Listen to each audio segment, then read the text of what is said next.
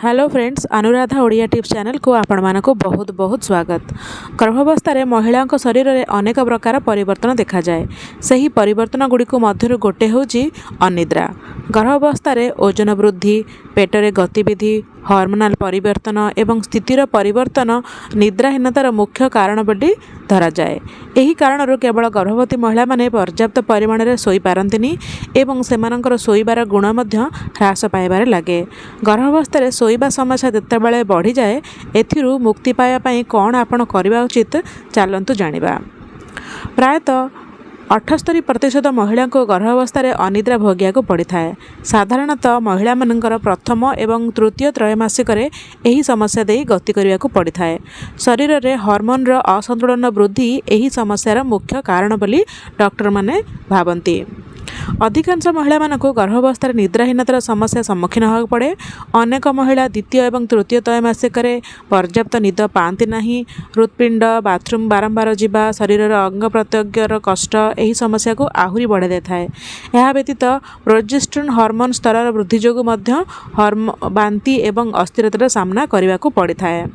तेज चलतु आम जाना कि गर्भावस्था निद्राहीनता कौन कौन सब कारण दायी हो पारे। प्रथम कारणटी हूँ पिठी जंत्रणा। महिला माने बिछड़े शोला पड़े अनेक समय पिठी जंत्रणा भोगिया पड़े। यही कारण अनिद्रा समस्या बढ़िबार लगे। पिठी जंत्रणा एवं मांसपेशीर कष्ट अनिद्रा समय बढ़ाई पारे। द्वितीय कारणटी हूँ बारंबार परिस्रा करने।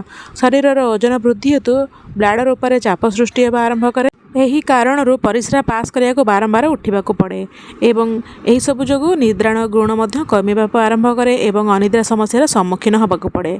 तृतीय कारणटी हूँ चापर वृद्धि बा स्ट्रेस। अनेक महिला गर्भावस्था चापर सम्मुखीन होती।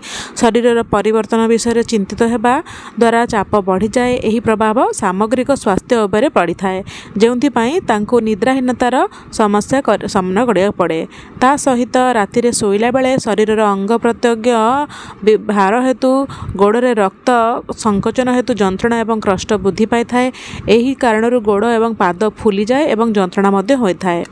जदि आपण गर्भावस्था भल निद चाहूँगी ताहले आपण कौन करवा उचित। तो सही सब जिनस गुड़िक प्रथम जिनसटी हूँ कि राति आपण तरल पदार्थ बा लिक्विड खाइबा ठारू दूरे रुहतु। गर्भावस्था खाद्यपाई इच्छा बारंबार आरंभ हुए। एपरी परिस्थिति शोया पूर्व आपण आदौ तरल बा लिक्विड पदार्थ ग्रहण करंतु नाही। यही कारण आपण को बारंबार बाथरूम जावाकू आशंका वृद्धि थाए एवं आपणकर शोइबा संपूर्ण होता थाए एवं ब्लाडर उपर चाप बढ़िबार लगे। ता छड़ा आपण शोइबा समय को स्थिर करंतु। प्रतिदिन शोइबा पाई एक समय बाछंतु। यह सहित निद्राहीनतार समस्या को एड़ाया पाई आपण एक रूटीन मध्य फॉलो करंतु। नियम अनुଯାयी शोइबा एवं उठिबा निद्रार गुण को बढ़ाई थाए एवं जेकोसी प्रकार चाप एवं चिंतार मध्य मुक्त दे थाए। तृतीय जिनसटी हूँ खाद्यर जत्न नियंतु। शोइबा पूर्व किछि खाइबा ठारू दूरे रुहतु।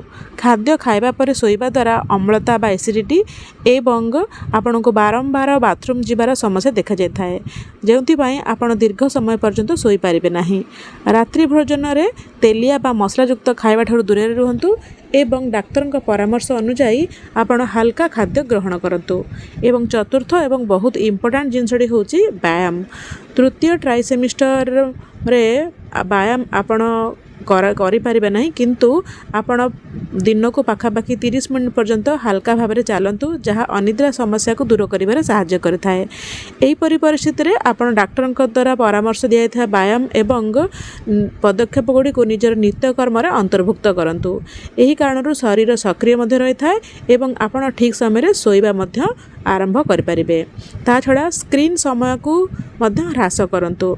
बारंबार मोबाइल देखा, विलंबित राति पर्यंत मोबाइल बा टीवी देखा द्वारा आपणकर शोइबा कष्टकर होता है। डिजिटल गैजेट्रु निर्गत नील आलोक निद्रा व्याघात सृष्टि करने आरंभ करे।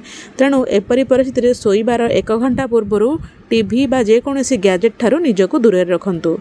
मु आशा करुँची कि यही भिडियोटी आपण हेल्पफुल होइथिबो। जदि ये भिडियोटी आपको भल लगी थाए ताहले लाइक निश्चय करेंगे एवं अन्य मानक सहित शेयर करेंगे।